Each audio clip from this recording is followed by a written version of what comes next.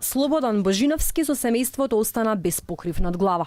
Синоќа после полноќ непознати лица дошле со автомобил и како што тврди тој, му ја запалиле куќата. Дојде со една кола, ми се заканија дека тука не смееше да живеам, дека ќе ме запали. А имав претходни такви закани да мора да се иселам од тука. Јас имам процес за да легализирам ова земјиште.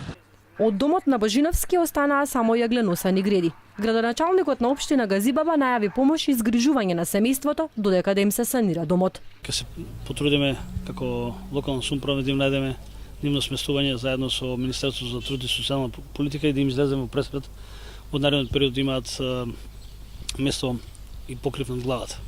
Тоа ќе го направиме во теков на наредни денови со цел. Полицијата случајот го расчистува. Настанот е заведен и во билтенот на МВР, но никаде не стои дека пожарот бил подметнат. Освен бараката на Божиновски, до темел изгорела уште една барака која се наоѓа до неговата, а е без собственик. Од полицијата најавуваат разврска на целиот случај, откако ќе завршат вештачењата на подигнатите докази.